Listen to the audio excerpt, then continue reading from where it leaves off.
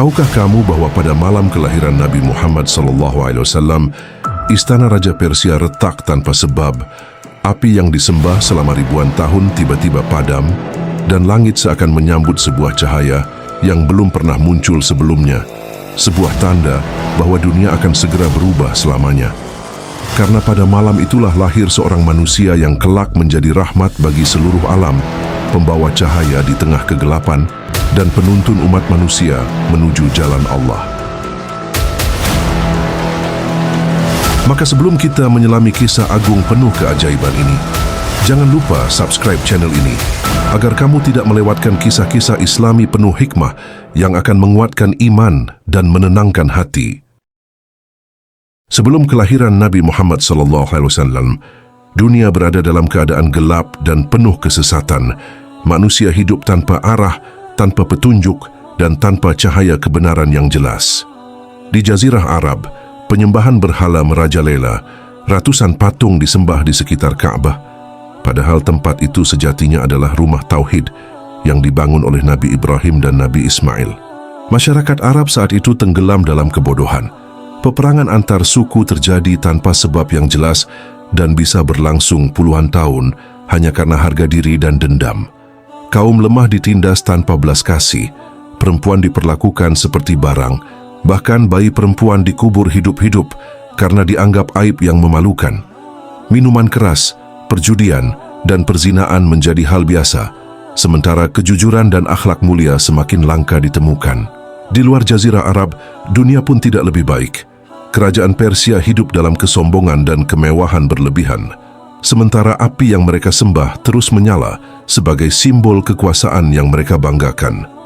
Di Romawi, ketidakadilan merajalela, rakyat kecil tertindas oleh pajak dan kekuasaan yang sewenang-wenang, dan ajaran agama telah banyak diselewengkan dari kebenaran. Manusia seakan kehilangan harapan, kehilangan arah hidup, dan kehilangan hubungan yang benar dengan Sang Pencipta. Namun di tengah kegelapan itu, Allah telah menyiapkan sebuah cahaya besar. Sebuah cahaya yang akan menerangi dunia dari timur hingga barat.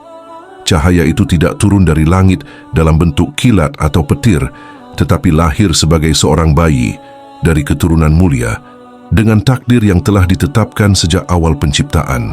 Di kota Makkah, tepatnya dari Bani Hashim, lahirlah seorang anak yang nasabnya bersambung langsung kepada Nabi Ibrahim alaihissalam.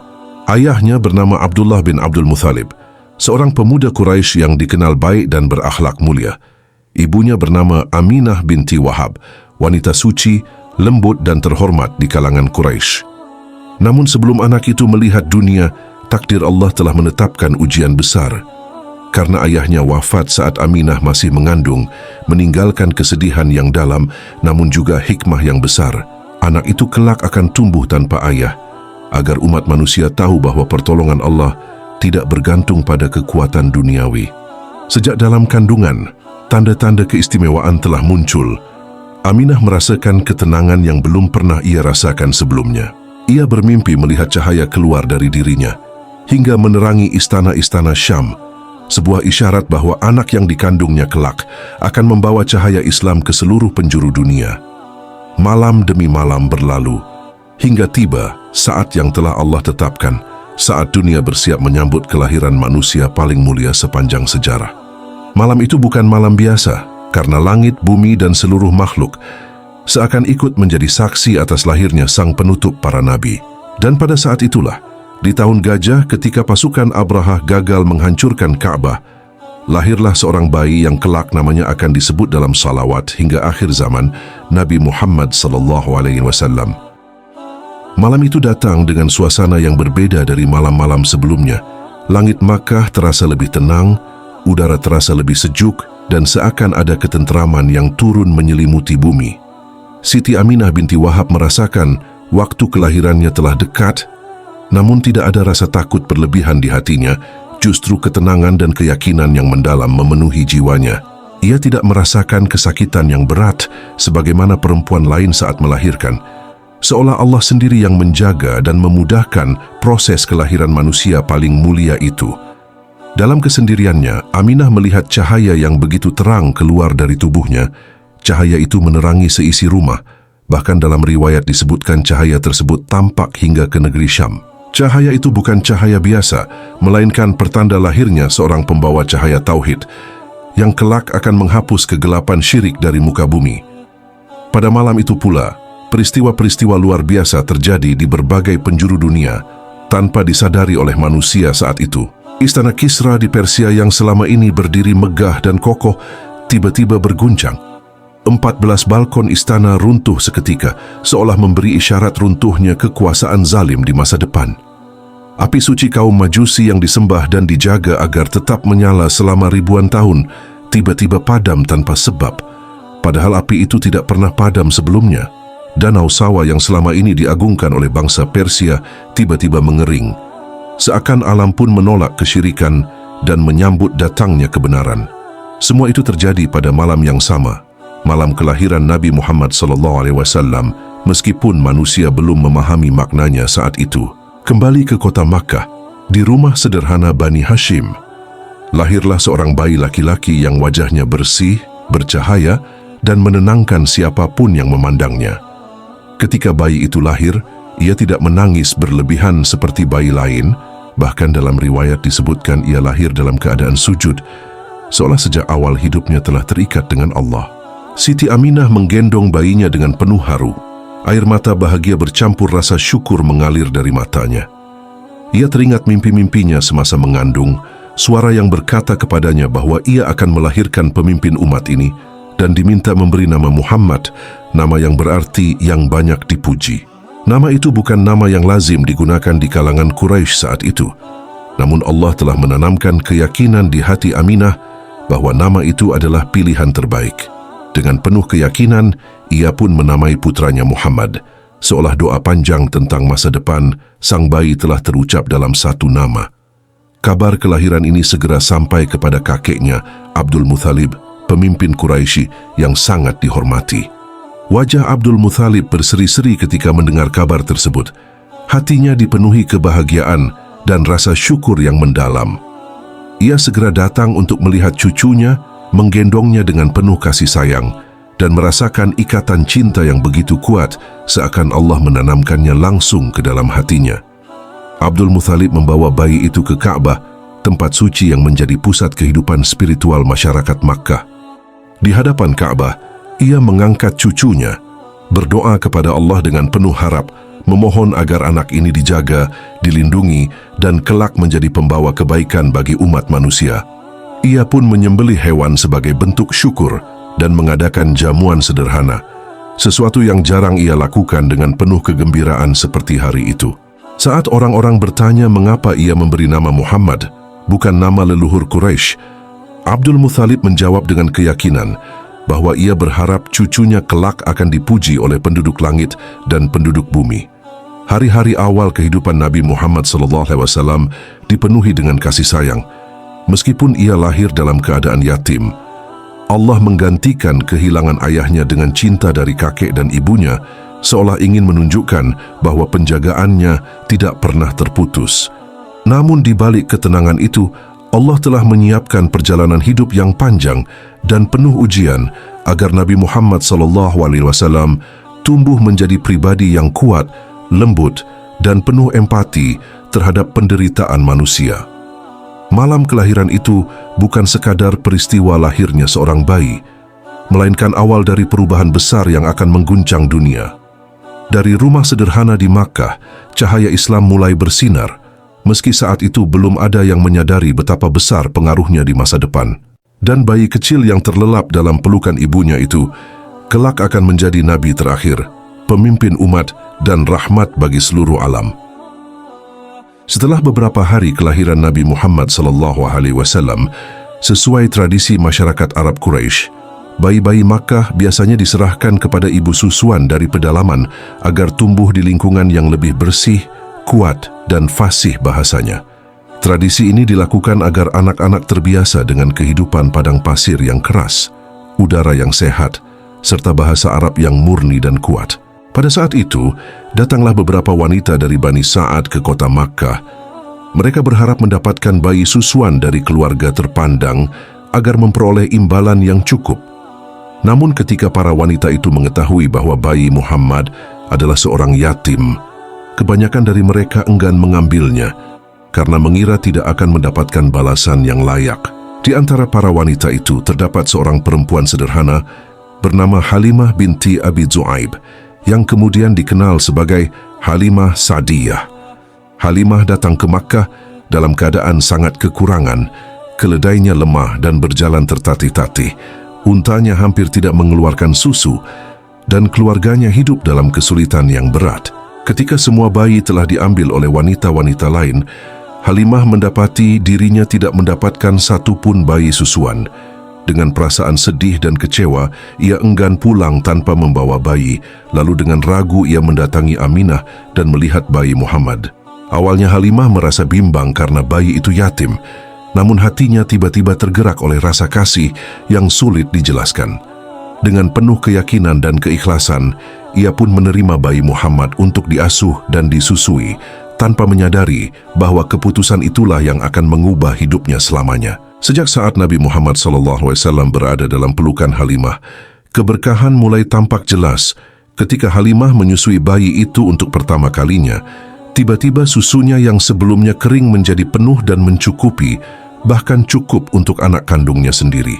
Suaminya yang terkejut melihat perubahan itu segera memerah susu unta mereka dan mendapati unta yang sebelumnya tidak mengeluarkan apapun kini menghasilkan susu yang melimpah. Malam itu, keluarga Halimah tidur dengan perut kenyang dan hati penuh rasa heran, sesuatu yang sudah lama tidak mereka rasakan. Dalam perjalanan pulang ke perkampungan Bani Sa'ad, keledai Halimah yang semula paling lemah kini berjalan paling cepat, meninggalkan keledai-keledai lain jauh di belakang. Para wanita lain heran dan bertanya-tanya, bagaimana mungkin keledai yang sama kini tampak begitu kuat? Setibanya di perkampungan, keberkahan semakin nyata. Kambing-kambing milik Halimah yang biasanya pulang dengan perut kosong, kini kembali dengan susu yang melimpah, sementara kambing milik tetangganya tetap kurus dan tidak menghasilkan apa-apa. Penduduk Bani Sa'ad mulai memperhatikan keanehan ini. Mereka menyadari bahwa keberkahan itu datang sejak Halimah mengasuh bayi Muhammad. Namun Halimah tidak merasa sombong, justru hatinya dipenuhi rasa syukur dan kasih sayang yang semakin dalam kepada bayi yang diasuhnya. Nabi Muhammad SAW tumbuh dengan cepat dan sehat, jauh lebih cepat dibandingkan anak-anak seusianya. Dalam waktu singkat, beliau sudah mampu berdiri, berjalan dan berbicara dengan jelas, menunjukkan kecerdasan dan ketenangan yang luar biasa. Beliau tumbuh sebagai anak yang tenang, tidak banyak menangis, tidak menyusahkan, dan selalu membawa ketentraman bagi orang-orang di sekitarnya. Setiap kali Halimah memandang wajahnya, ia merasakan kedamaian yang sulit diungkapkan dengan kata-kata.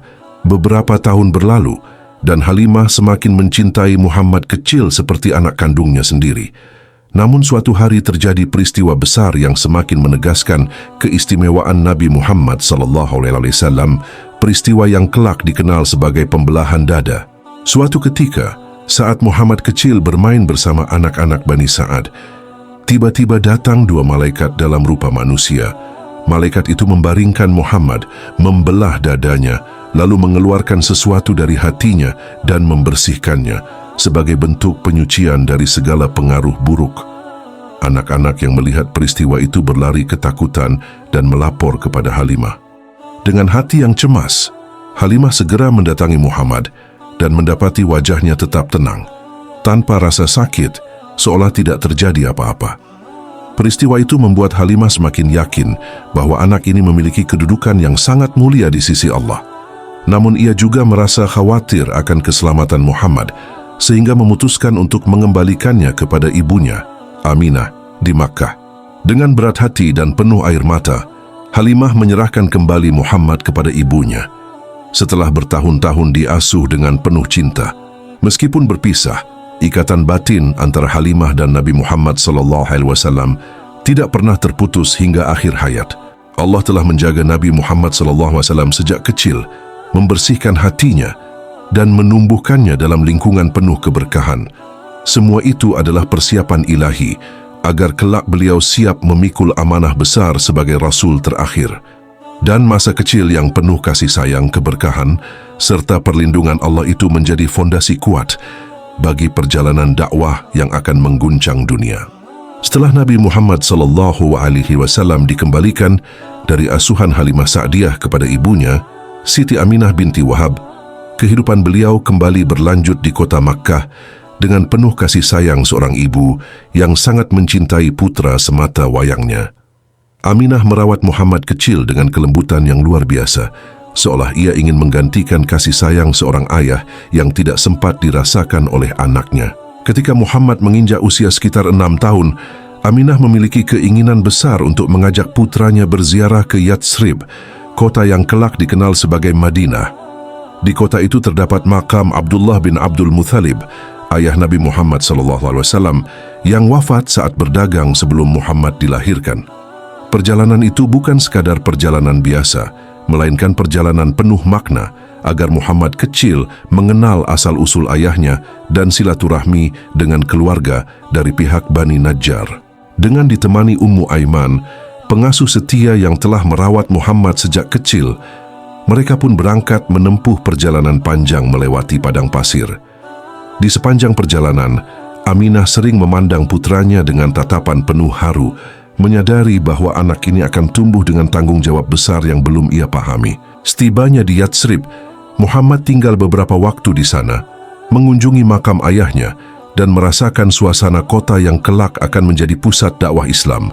Namun setelah menyelesaikan kunjungan itu, dalam perjalanan kembali ke Makkah, takdir Allah kembali menguji Nabi Muhammad SAW dengan ujian yang sangat berat. Di sebuah tempat bernama Abwa, Siti Aminah jatuh sakit secara tiba-tiba, kondisi tubuhnya melemah dengan cepat. Muhammad kecil menyaksikan ibunya terbaring lemah, napasnya tersengal, sementara wajahnya tetap memancarkan kelembutan dan ketegaran. Dalam keadaan sakit itu, Aminah memandang putranya dengan penuh cinta, seolah ingin menguatkan hatinya untuk menghadapi kehidupan tanpa kehadirannya. Tak lama kemudian Siti Aminah binti Wahab wafat di Abwa, meninggalkan Muhammad dalam usia yang masih sangat belia, 6 tahun, kini menjadi yatim piatu tanpa ayah dan ibu. Kesedihan itu begitu mendalam. Seorang anak kecil harus kehilangan satu-satunya tempat bergantung di dunia. Ummu Aiman memeluk Muhammad erat-erat, menenangkan hatinya, meski ia sendiri tak kuasa menahan air mata. Dengan penuh kesabaran, Ummu Aiman membawa Muhammad kecil kembali ke Makkah, menyampaikan kabar duka itu kepada Abdul Muthalib. Ketika Abdul Muthalib mendengar kabar wafatnya Aminah, hatinya hancur. Ia sadar bahwa cucu yang sangat ia cintai kini benar-benar sendirian. Namun sebagai kakek, ia bertekad menggantikan peran orang tua dengan sepenuh jiwa dan raga. Abdul Muthalib merawat Muhammad dengan kasih sayang yang luar biasa, melebihi anak-anaknya sendiri. Ia tidak pernah membiarkan Muhammad merasa kekurangan, selalu mendudukkannya di tempat terhormat, bahkan di dekat Ka'bah, tempat yang biasanya hanya ia tempati sendiri. Para pemuka Quraisy menyaksikan betapa Abdul Muthalib sangat memuliakan cucunya, seakan ia melihat sesuatu yang istimewa dalam diri Muhammad kecil. Dalam setiap langkah kehidupannya, Allah senantiasa menjaga Muhammad meskipun beliau tumbuh tanpa orang tua. Namun takdir kembali berbicara ketika Muhammad berusia sekitar 8 tahun. Abdul Muthalib jatuh sakit. Di saat-saat terakhir hidupnya, Abdul Muthalib memanggil Abu Thalib, pamannya, dan berpesan dengan sungguh-sungguh agar menjaga Muhammad dengan sepenuh hati. Abu Thalib menerima amanah itu dengan penuh tanggung jawab meskipun ia sendiri hidup dalam keterbatasan ekonomi. Setelah Abdul Muthalib wafat, Muhammad SAW kembali merasakan kehilangan orang yang sangat ia cintai. Kini, beliau berada dalam asuhan Abu Thalib, paman yang kelak menjadi pelindung setia di masa-masa awal dakwah. Meskipun Abu Thalib tidak termasuk orang kaya, ia mencintai Muhammad lebih dari anak-anaknya sendiri. Muhammad kecil tumbuh sebagai anak yang sederhana, rendah hati, dan terbiasa hidup dalam keterbatasan. Sejak usia dini, beliau telah belajar menggembala kambing, menanamkan sifat sabar, tanggung jawab, dan kepedulian terhadap makhluk lain. Semua ujian kehilangan itu bukanlah kebetulan, melainkan pendidikan langsung dari Allah. Allah ingin agar Rasulnya merasakan pahitnya kehilangan, agar kelak beliau mampu memahami penderitaan umat manusia dengan hati yang penuh empati. Dalam kesendirian dan keterbatasan, Allah menumbuhkan kekuatan jiwa Nabi Muhammad SAW. Setiap air mata di masa kecilnya adalah persiapan untuk amanah besar yang akan beliau pikul. Dan meskipun manusia silih berganti meninggalkannya, perlindungan Allah tidak pernah terputus sedikit pun. Dari masa kecil yang penuh kehilangan inilah, tumbuh seorang manusia dengan hati paling lembut, paling penyayang, dan paling kuat dalam menghadapi ujian. Setelah berada dalam asuhan Abu Thalib, Nabi Muhammad SAW tumbuh sebagai anak yang sederhana, rendah hati, dan terbiasa hidup dalam keterbatasan. Namun justru dari situlah terbentuk kepribadian yang kuat dan penuh kesabaran. Sejak usia muda, beliau telah membantu pamannya menggembala kambing, pekerjaan yang mengajarkan ketekunan, tanggung jawab, dan kepekaan terhadap makhluk hidup. Menggembala kambing di padang pasir bukanlah pekerjaan ringan, panas terik. Kesunyian dan kesabaran menjadi teman sehari-hari. Namun dari kesunyian itulah Nabi Muhammad SAW belajar merenung, berpikir, dan mengenal kehidupan dengan hati yang jernih. Beliau tidak tumbuh sebagai pemuda yang gemar bersenang-senang atau larut dalam kebiasaan buruk masyarakat Quraisy. Sejak remaja, beliau dikenal menjaga pandangan, ucapan, dan perbuatan, menjauhi minuman keras, perjudian, dan perbuatan maksiat lainnya. Ketika Nabi Muhammad SAW beranjak remaja, Abu Thalib mengajaknya ikut berdagang ke negeri Syam.